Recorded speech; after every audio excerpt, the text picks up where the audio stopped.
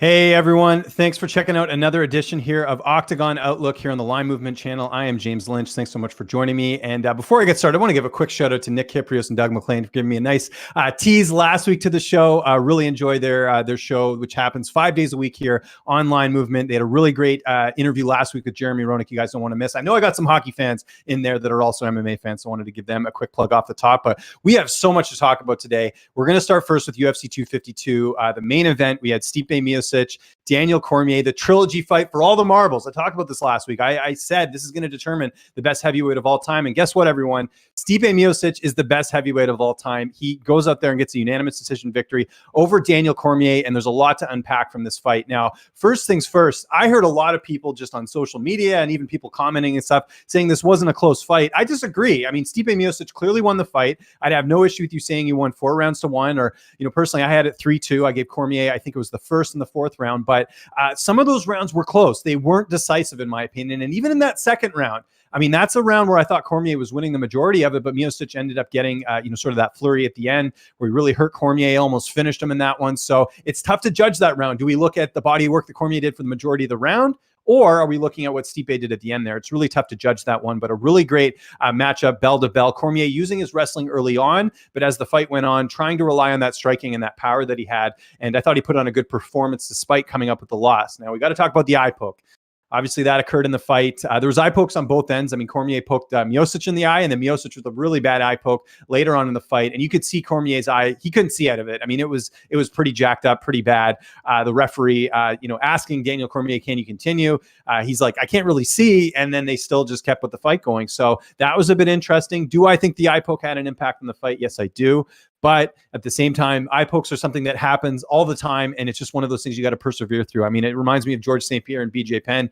Their first fight, I mean, St. Pierre had one eye basically the whole fight and had to persevere on. That's what champions do, and all the credit to Cormier for pushing through it. It's unfortunate he came up short, but still a very good fight that delivered in the main event, and we got to start giving Stipe Miocic some credit. Not only does he have the heavyweight title defense record, but now he's got to win over a guy who beat him once by knockout. Now he's got 2 wins over him. Stipe Miocic is the best heavyweight of all time. If you want to go a 1A, with Fedor Emelianenko in the run he had in Pride FC, I'm fine with that, but we got to give Stipe his due. I know he's not as popular as Daniel Cormier, but you got to look at the performance he put on Saturday night, which to me was just spectacular. And now this sets up a lot of different options. We saw John Jones tweeting over the weekend and talking about a potential fight with the heavyweight champion Stipe Miocic.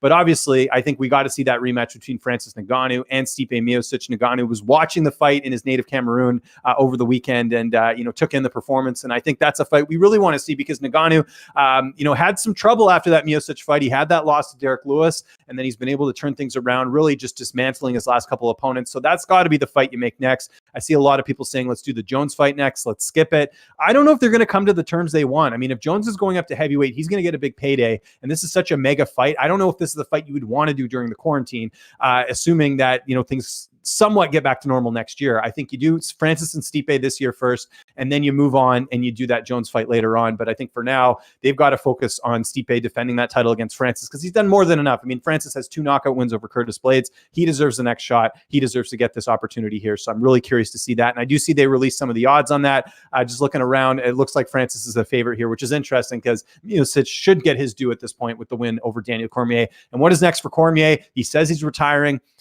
I'll see it. Give me a year or two, and then we'll see if this actually takes place because there is that potential Jones fight again with everything that happened between them with the PEDs and everything else. And who knows? I mean, we could see Cormier come back, but I have a feeling he'll end up staying retired. And what an incredible career. Great broadcaster, great analyst. He's got a future in this sport in broadcasting, so no shame in walking away right now. And even though he did come up short, he's still one of the best ever. So credit to Daniel Cormier in that fight. All right, let's get to the co-main event. Another fight we got to unpack a lot with.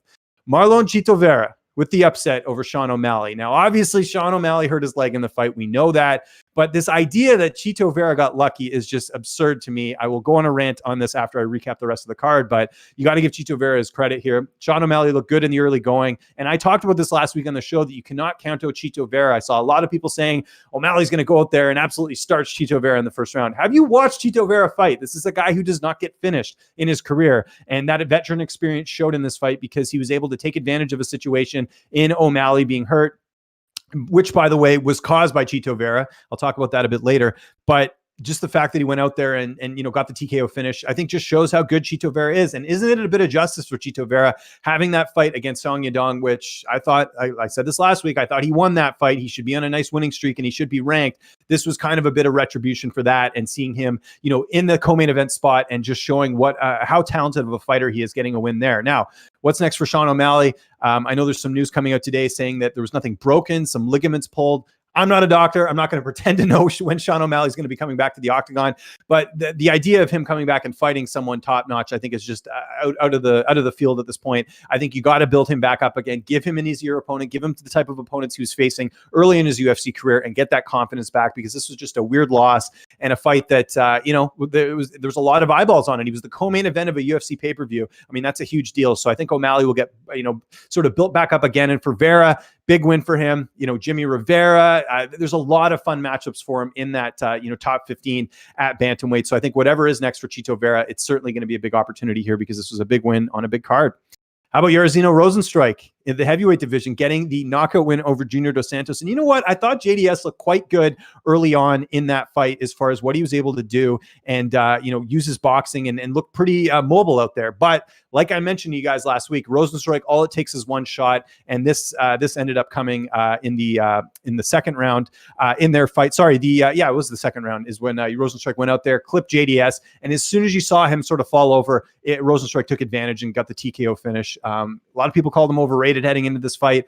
Look, when you beat a former UFC champion in Junior Dos Santos, that's not overrated in my opinion. This guy's very talented. That kickboxing background that we saw early in his MMA career, is really paying dividends for him. And I just think Rozenstruik's a guy we got to be careful for in that division right now. Curtis Blaydes doesn't have an opponent next. I would think they're going to do him and Derek Lewis, but you could throw Rozenstruik in that mix as well. This is a big win for him. And the fact that he finished JDS in a similar way that Blaydes did, I think speaks volumes to his talent level as well too. So a lot of good options there for Rozenstruik. As far as JDS and what's next, curious to get your guys' thoughts, but it's going to be fun matchups from here on out. This was another opportunity for him to get back in that contender spot. It did not go according to plan. So JDS back to the drawing board, but still a very exciting fighter. I do wonder if 205 is an option for him. I know it's a terrible idea for most fighters to move down a weight class later in their career, but he looked pretty shredded. I don't know how tough that cut would be for him to get down, but just with the fact that he's not going to be fighting for a heavyweight title anytime soon, I wonder if a switch in weight classes might be an option. Just throwing it out there. Don't flame me here, guys. Just trying to think outside the box. Also on the main card, we had Daniel PINEDA. How about this? I totally got this one wrong. Goes out there and gets the finish over Herbert Burns. I don't know what happened to Herbert Burns in this fight. He missed weight. I don't know if it was injury related or what the deal is. Hopefully we'll get some answers here soon. But Herbert Burns did not look anything close to what we've seen in previous fights. And credit to Daniel PINEDA taking advantage, getting the second round knockout in this fight. Big win for him. This was actually a return for Daniel PINEDA. If you remember, he fought in the UFC early on in his career, ended up coming back and gets the big win here, like I mentioned. So really statement victory as far as I'm concerned. First win in the UFC since 2013 for Daniel PINEDA. So long road back, but really good win there over a really solid opponent in Herbert Burns. So we'll see what happens next with PINEDA. A lot of good options there in the featherweight division. For Herbert Burns, I don't know where he goes. I mean, this was a really big setback for him. I think he'll get another fight, but I don't think he was at his best on Saturday. Not to take anything away from PINEDA, but I think we'll see a better Herbert Burns next time out as far as that goes.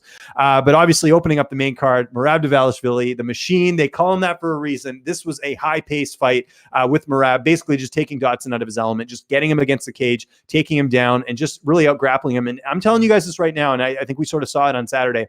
Merab Dvalishvili is going to be a problem for a lot of fighters at 135 with his pace, with his pressure, getting in the face of a lot of his opponents and really going out there and showing what he has. I mean, John Dodson's still a very good fighter. I mean, we're not removed that long ago from John Dodson, picking up a win over Pedro Munoz, who, we're going to talk a little bit later here on the show, but really big win here for Merab. I mean, here's a guy that could almost be undefeated in the UFC. I mean, he had a controversial loss to Ricky Simone and to Frankie Saenz. So here's a guy that's really been making his mark. And, a lot of people have been asking me, what happens if Merab keeps going on this winning streak and, it's getting to the point where he might have to fight his teammate Aljamain Sterling. All indications from Merab after speaking to him before this fight is that he might consider going down to flyweight. So obviously he'll continue his success at 135. 135. I think there's a lot of good options for him in that division, maybe like a Rob Font or someone ranked pretty high, I think is next for Merab. But if he gets to that point where he's getting close to a contenders, he can always go down to flyweight. It sounds like he can make the weight. Sounds like basically he told me that it's just sort of he has to get his diet in check. So if he's able to do that and he's able to go out there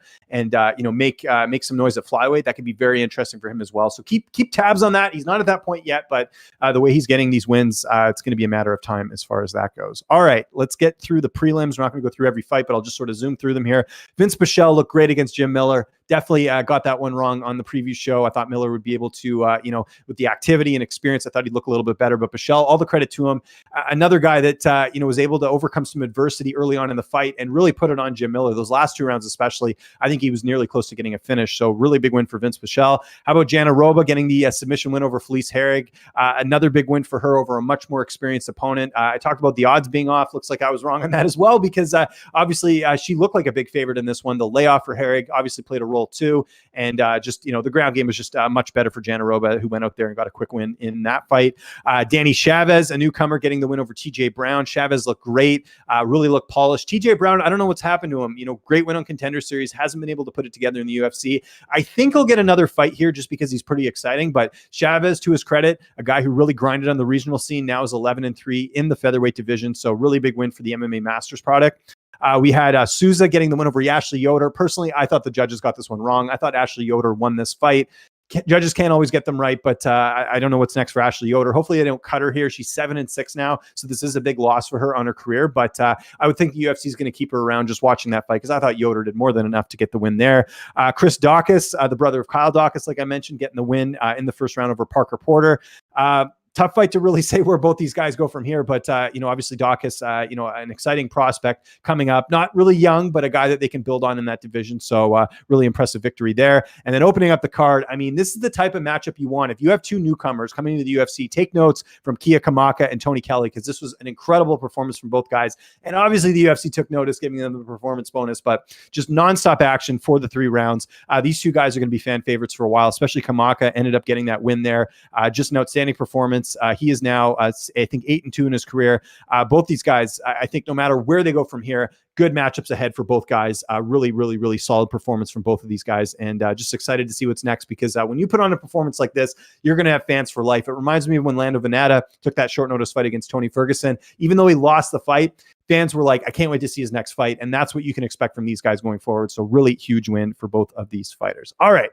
We've got another fight night coming up here. But before we get to that, I wanted to go first on a little bit of a rant here on Chito Vera. Now, I see a lot of chatter on social media with people saying that Chito Vera got lucky. They should do the rematch. Look, how do you think Sean O'Malley injured his leg? The Weasel, I got to give credit to him, did a great video on this explaining Chito Vera and what he was doing in that fight and how he inflicted damage on O'Malley and how that played a role in the fight. Now, look, you never want to win a fight by injury, but Chito Vera, he hurt Sean O'Malley's leg, and you got to look at that in this fight, and you got to look at the fact that people overlooked him in this fight. Chito Vera should not have been as big of an underdog heading into this matchup with his experience, with the fact that he hadn't been finished, with the fact that Chito Vera should have been ranked in the top 15 other than a bad decision leading into it. So Chito Vera, this was a statement win for him, in my opinion. I know it didn't go completely according to plan as far as the injury in the fight, but this was the type of win that he needed to get the spotlight on him because he's been grinding for years. Here's a guy that, even his losses, they're fights that he's been in, that he's had his moments in those fights. And for him to get a win over Sean O'Malley, very impressive here. So we got to start giving credit to Chito Vera instead of running this whole lucky narrative, because there's nothing lucky in a fight when someone gets injured. Michael Chandler had something similar. Henry Cejudo had something similar against Demetrius Johnson. Injuries happen, but you got to look at how it happened. It's not like O'Malley walked to the cage and all of a sudden got injured. Chito Vera did play a role in that injury, and you got to give him credit for this win, especially with a guy like him who's really grinded in the UFC for a while and deserved an opportunity like this. So O'Malley's going to be back. O'Malley's not done either. Anyone who's sitting there saying, oh, another Edmund Shabazian, it's not the case, okay? Sean O'Malley will be back. He will get better from this. Injuries happen. They suck. It would have been great if Chito would have gone out and got a clean knockout without any injury, but that's not what happened. But don't ignore the body of work that Chito Vera has done in the UFC, and don't ignore his performance on Saturday. He got the win. He took advantage of a situation, but it's still a win, and it's still a win that we need to recognize on his resume. So give Chito Vera his due. That's all I'm saying here, people. He did a really good job on Saturday, and we got to give him credit for that win as opposed to saying he's lucky. And we also have to be a little bit easier on Sean O'Malley. People saying he was overhyped. You want fighters, you want fighters to be hyped like this. You want fighters to have the interest of casual fans and everything else. So the UFC knows they have a superstar here. He'll get built back up. But the big thing here is don't overlook Chito Vera. This guy is a killer in the 135-pound division. All right, let's move along to the UFC Vegas card coming up here, UFC Vegas 7, I should say. We're not going to go through all the fights like I mentioned, but we're going to start first with the Austin Hubbard and Joe Solecki fight at 155. Now, I did have a chance to speak to both fighters heading into this one, and I'm not sure if a lot of people realize that their first fight, which you guys, if you remember, was scheduled earlier this year. Let me actually find out the date so I know what I'm talking about here. But their first fight was scheduled back in June at UFC Fight Night on June 20th, and Solecki withdrew. And of course, Austin Hubbard ended up fighting Max Roskip. But the reason Solecki withdrew, and I don't think it's common knowledge, is he actually tested positive for COVID-19. So obviously he couldn't say anything at the time back when that happened because it's always a sensitive topic with COVID-19 and everything else. But he did in fact have it. Now, when I spoke to him, it wasn't any bad symptoms, no real like bad lung problems or anything like that. So he fully recovered. He said he said he could have fought. I mean, if this was the flu, he said he would have definitely fought. It wasn't a case of that. It's just obviously for the safety of the other fighters here. So really interesting fight. The odds are pretty even as far as looking at the betting books. But, in general, I think Joe Solecki is, very talented guy. We saw the win over Matt Wyman in his last fight. Looked really good in that one. I know Wyman had some time off and he's an older fighter, but in general, Solecki put on a good performance in that one and a pretty dominant one. But he's fighting a guy in Austin Hubbard who, in my opinion, is, we haven't seen the best version of him yet. He's had some setbacks, lost to Mark Madsen, lost to Davey Ramos in his UFC debut, but the win over Kyle Prepelec, the win in his last fight against Roskip, pretty solid.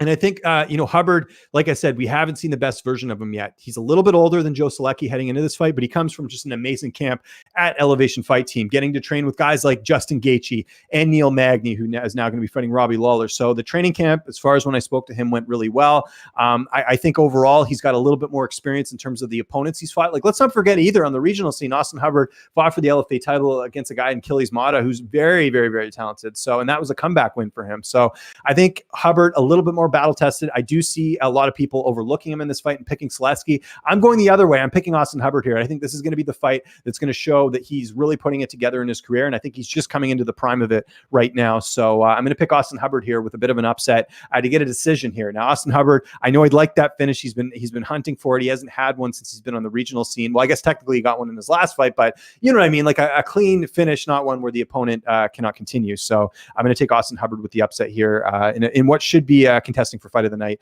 as far as that goes, because I'm really happy about this matchup. All right, let's continue moving on here. We're going to talk about the light heavyweight fight between George Gonzalez, and Ike Villanueva. Gonzalez, a newcomer, supposed to fight earlier this year, ended up not getting to fight just because of, I think it was either, I'm going to look it up right now, actually, so I know what I'm talking about here. So yeah, the first fight he's supposed to have was supposed to take place on UFC 252 against Villanueva. That's where Chase Sherman stepped in and ended up beating Villanueva. That was at heavyweight.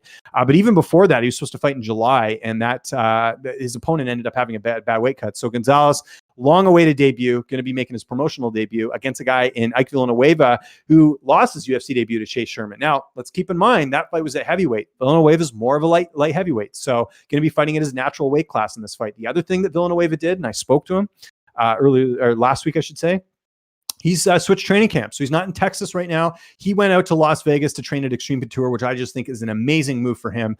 Getting to work with guys like, Misha Serkinov, who's a UFC light heavyweight, getting to work with some of their heavyweight bodies over there. Because that's the thing. That's what he told me. He basically said, look, like I was getting good training at home, but the training partners, they just aren't the same as what I would be getting in Vegas. So he actually left his wife, who's pregnant right now, and has actually stayed in Vegas, like in a hotel, just to train. So his focus entirely is on this. It's not a situation like before where it was at the last minute and he's having to, get things ready and he's got to worry about his family and stuff. He has none of that. He has no distractions, getting to work with one of the best teams in the world at Extreme Couture. And for Gonzalez, making his debut, it's going to be interesting. He has less fights than Ike Villanueva, but is coming off a nice win in his last fight over an opponent who was actually undefeated in Marcos Rodriguez in his last fight. But, I just think in this fight, Villanueva, with his experience, with the fact that he had two good wins on the regional scene coming into the UFC, had a win over a UFC vet and Roger Narvaez, and had a win over Rashad Coulter as well. I think Villanueva with the new camp, with the fact he's at light heavyweight, I think he's going to look way better in this one. And even in that Chase Sherman fight, I mean, he took some good shots and still came forward.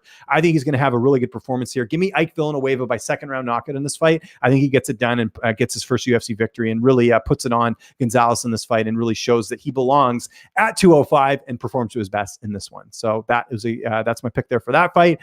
The other one I wanted to get to on the prelims, like I said, we're not going to go through all of them, is this Dwight Grant and Jared Gooden fight. You guys watch our other show with Dan and Dan, Daniel Levy. If you want some really good insight on Jared Gooden, Dan's been sponsoring Jared for a while. He's really been immersed in Jared's career and everything. So he'll give you some good tips, I'm sure, later this week on that. But he's fighting a guy in Dwight Grant who's very talented, and that's why Dwight Grant is the favorite here. Now, a couple interesting things about this one, because I did have a chance to speak to Dwight Grant heading into this one, is that Grant, long layoff heading into this one, hasn't fought since April of 2019. That's where he got that split decision win over Alan Jouban. If you go read the media scorecards for that one, a lot of people felt like Jouban won that one. So interesting that the judges gave the nod to Dwight Grant, but still going the distance with a guy like Alan Jouban, as experienced as he is, good win on his resume. The win before that against Pedersoli, very impressive victory, getting that first round finish over Pedersoli, like I mentioned. Now, he lost his debut to Zach Otto, but if you guys remember, and again, go look at MMAdecisions.com, it has all the decisions there. Most of the media members scored that fight for Dwight Grant. In fact, one media member scored it for Otto, the rest scored it for Dwight Grant. So Dwight Grant could very well be, he could be 3-0 as far as that goes in his career. So it is a bit concerning, though. Like I said, the layoff heading into this one, 35 years old. But one interesting thing is he's actually switched camps for this one. If you remember, Dwight Grant used to be at American Kickboxing Academy. Now he's at Alliance MMA, getting to train with guys like Jeremy Stevens and Miles Jury. And he just told me, if you watch the interview, he's talked about how he just feels more at home here. It's more of a family, and they've been doing that underwater training.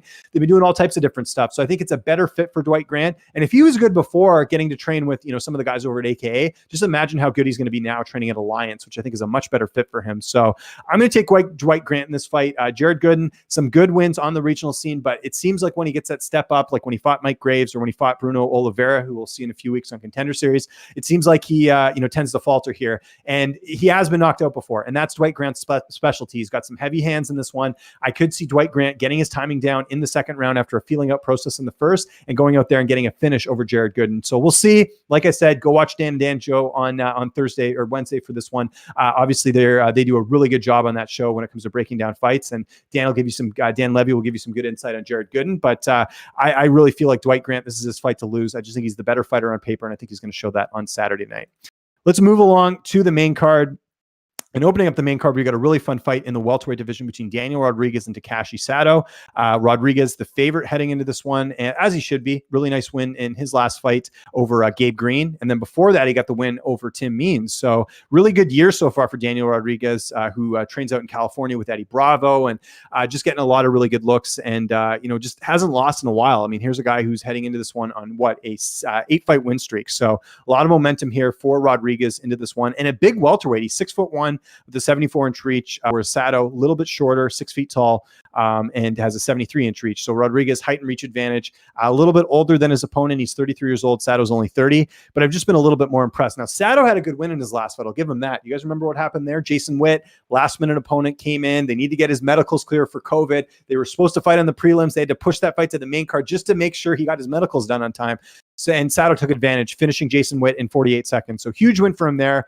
But the fight before that, the fight against Bilal Muhammad, really struggled in that one, getting submitted in the third round in that one. So a close fight. I think both have a lot of upside, both looking to prove and get out of that zone of being sort of a gatekeeper in the welterweight division. But I think it's going to be Daniel Rodriguez. I think he's a little bit more battle tested, a little bit more polished in his striking. And I see him going out there and putting on a really good performance, similar to the one we saw against Tim Means in this fight. So really amped for Daniel Rodriguez. I think he gets it done here by decision and just outstrikes Sato for the entire 3 rounds, gets the job done and continues his winning ways. Because I'm a big person on momentum. And I think right now, Rodriguez has that in spades right now, just with the 2 wins he's already got this year. So give me Daniel Rodriguez by decision. Now, this next fight, Agapova, Marina Agapova taking on Shauna Dobson. First off, when was the last time you saw a fighter with a losing record compete in the UFC? You have to go back and look that up. I'll give you guys that task right now. Go look up the last time a fighter with a losing record fought in the UFC. Because Shauna Dobson, I'm looking at her record here. She's 3-4. I don't know how she got another fight here. She's lost 3 in a row. Fighting Agapova, who's the biggest favorite on the card. I mean, I've seen some, like, it's just, she's like, it's like a boxing line right now, basically, with how big of a favorite she is. And you can tell the UFC's trying to build her up and get another highlight reel finish, because we saw the last fight, a super impressive win over Hannah Cifers, where she was just way bigger. I mean, Hannah Cifers really should be fighting at atom weight, and Agapova fighting at 125. I mean, that's a huge size discrepancy in that one. Agapova coming to us from American Top Team, really good win in her last fight, solid, and just has that sort of Ioane and Jacek vibe. It's kind of interesting. They both train there, just because you kind of get that vibe from her, just like a stone cold killer. Look good on Contender Series, but it wasn't until they brought her into the UFC that she really made a mark. She actually lost to Tracy Cortez on the Contender Series, but since then, nothing but finishes, all first round finishes as well too. So a little bit hype behind her. It's a little bit dangerous in some ways when you have someone that has this much hype, but look who she's fighting. I love Shauna Dobson, looked good on the Ultimate Fighter, but it just struggled to find consistency. She is heading into this fight on a 3-fight losing streak, which for women, it's, I mean, usually when you have a losing streak like that, you get cut. Was finished in 40 seconds in her last fight. Like, I just don't see a way that she wins this fight. Now, I will mention Shauna Dobson did switch camps for this one, not with Lloyd Irvin, training at Elevation Fight Team. So we'll see if that pays off a little bit. I know Montana De La Rosa's there. I know Mallory Martin's there. So she's getting some good training partners, but I don't think it's going to matter. Agapova is super talented. The hype's behind her, and I'm buying into that hype. I think she goes out there and gets a first round finish, or maybe even a second round finish in this one. But Agapova, I think, is the real deal at 125. We don't have a lot of really notable prospects right now at 125 right now. Macy Barber lost her last fight, so they're just sort of waiting for someone to come through the wings. And I think Agapova is that fighter. And I think you just look at the matchmaking here. You can see what the UFC's doing. They want to get another highlight reel finish here from Agapova. So give me Agapova by stoppage. I'd be shocked if Dobson ended up pulling this off. It would be a huge upset in my opinion. So give me Agapova with the stoppage win. All right, let's move up to the men's light heavyweight division. Mike Rodriguez, Marcin Pacchino. Rodriguez coming into this off a loss. So is his opponent here, but Rodriguez the favorite, and understandable. I think Rodriguez, it's just a matter of him putting it together, because we've seen, when he's been on, like the win over Adam Milstead, which was just a brutal first round finish, but he's had some setbacks, like against Devin Clark and Jung in his last fight. So it's a matter of him getting off to a good start. I think that's what it really comes down to. And, speaking to him before this fight, he put on a lot of weight during the quarantine. In fact, he told me, I think he was as heavy as 255. So that's a little concerning, but last time I spoke to him, which was a couple weeks ago, the weight's under control. So hopefully he's really disciplined heading into this one, and, shows his best, because if he loses here, he might get cut. And I just think, a lot on the line here for his opponent as well too, where he's coming into this one off back-to-back losses to Sam Alvey and Ankalaev in his last fight. So I think you could argue that his opponent has fought some better competition than Mike Rodriguez, but I think Rodriguez might be the better fighter here. If you look at the age, he's a little bit younger as far as that goes. Just by a year here, and he's 6'4" with an 82.5 inch reach, whereas his opponent 6'3". So a little bit of a reach and height advantage here for Rodriguez heading into this fight. I don't have a great read on this one, to be honest, because Rodriguez has just been so inconsistent, but I'm going to pick him here. I'm going to take him by stoppage, just because, we have seen his opponent stopped a few times, like in the last 2 fights. I don't see Rodriguez getting finished again. I think he's sort of learned that, hey, he's got to come out there guns a-blazing. So I don't think he'll get finished, but I would personally stay away from this one, but the pick's going to be Rodriguez by stoppage or by decision. I think he gets it done and takes care of business over his opponent. Let's get to the co-main event. This is a super weird fight. We've got Ovince St. Preux taking on Alonzo Menafield. Now, this is in replacement for Uriah Hall and Yoel Romero. Of course, Romero had an undisclosed injury, had to withdraw from the fight, so they needed another fight. So they just sort of put this together last week.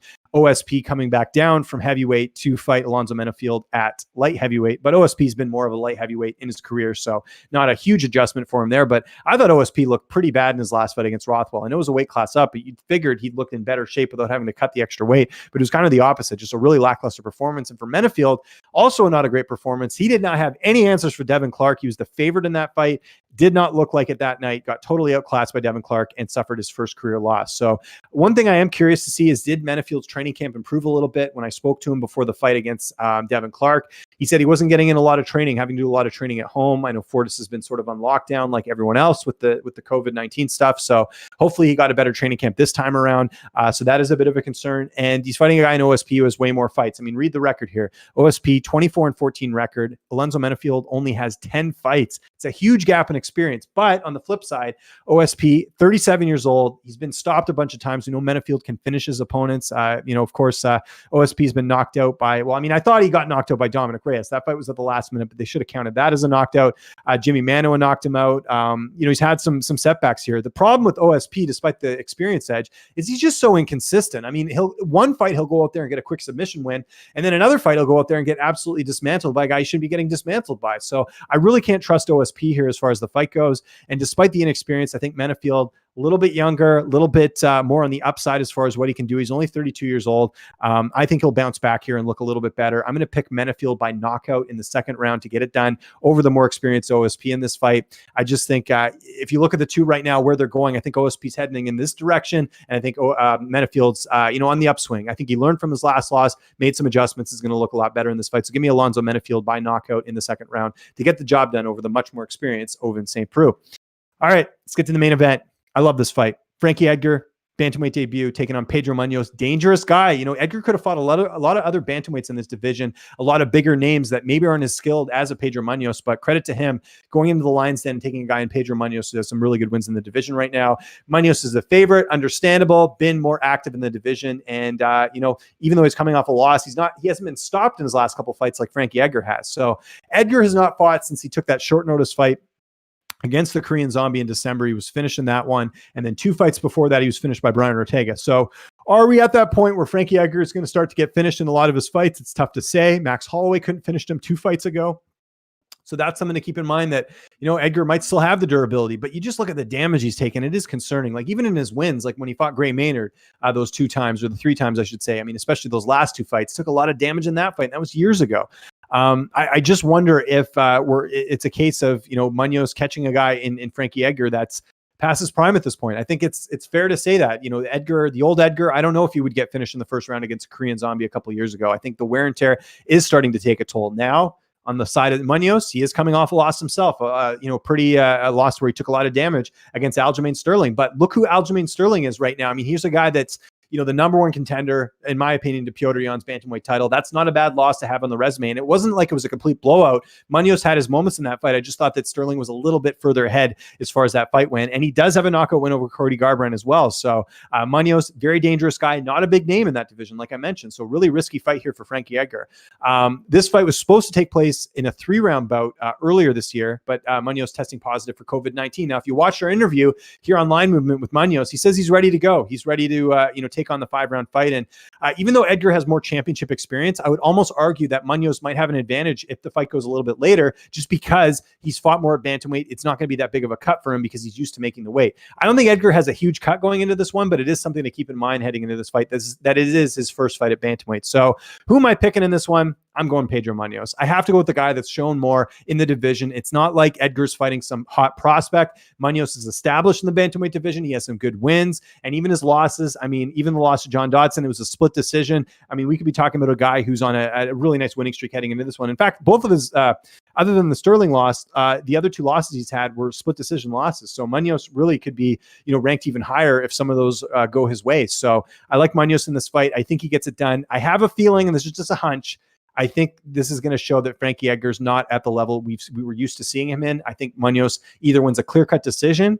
or he wins a late finish and finishes Edgar as he starts to slow down a little bit and takes more damage. I see a scenario where Munhoz is landing better shots in the fight and either gets like a late submission or he potentially gets a late like TKO victory here. But you never know. Edgar's pretty durable, but I do like Pedro Munhoz in this fight just with the fact he's done a lot already at bantamweight, and I think he can't be overlooked in this fight. Even though he's fighting a guy who has more experience, I think that Munhoz will get it done and just show that he's still a top guy in the division. Last thing I'll mention on Munhoz before we get out of here and move along to Bellator is that he hasn't fought since June of last year. So longer layoff than Edgar, a little bit concerning, but knowing Munhoz and just, having a chance to interview him a number of times, I think that I think he'll be ready to go. And he's at a good camp at American Top Team, getting to work with some of the best in the world. By the way, not working with Marlon Moraes for this fight for obvious reasons. Longtime training partner Frankie Edgar, he stayed out of this one, so that could be another disadvantage for Munhoz. But I think he still gets it done in the main event on Saturday night. All right, let's move along to Bellator 244. We're going to go through the first 2 fights, and then I'll kind of just zoom through the rest of the card. A pretty decent showing from Bellator here.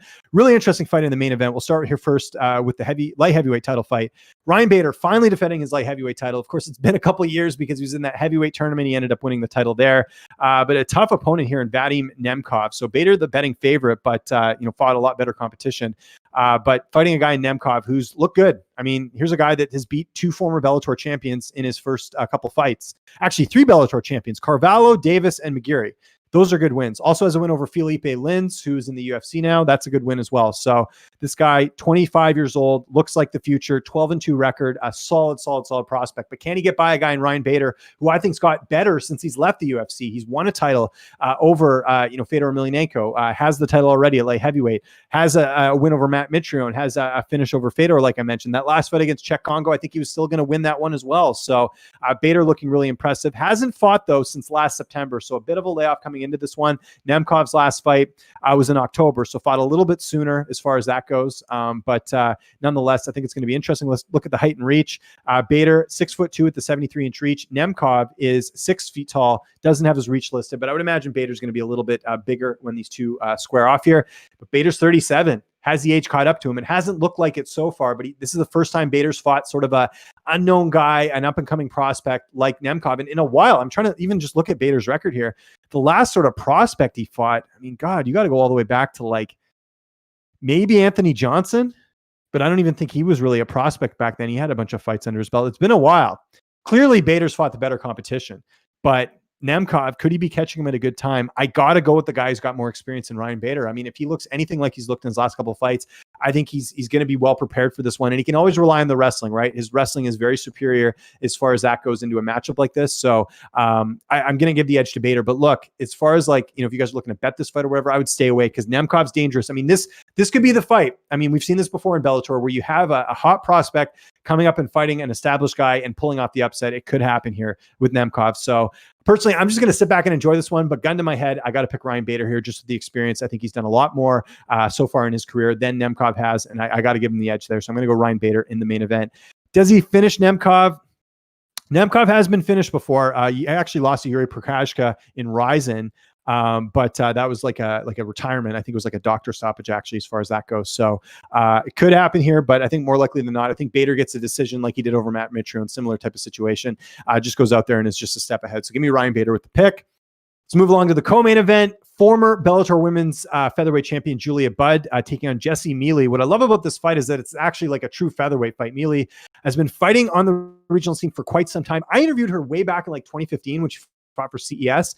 She's been trying to get a big opportunity for a while. This is it here. So she's going to take advantage of it. I actually spoke to Jessie. I actually spoke to both these fighters last week, and they're both ready to go. Julia Budd not getting a super ideal training camp. I know her gym, Gibson's MMA, has not been as available as normal, but she has the luxury of training with someone that she's very close with in her, I guess, son-in-law in Lance Gibson Jr., who, by the way, is also on this card. So she's getting a lot of good training in, but of course, losing her title to Chris Cyborg earlier this year, she was finishing that fight.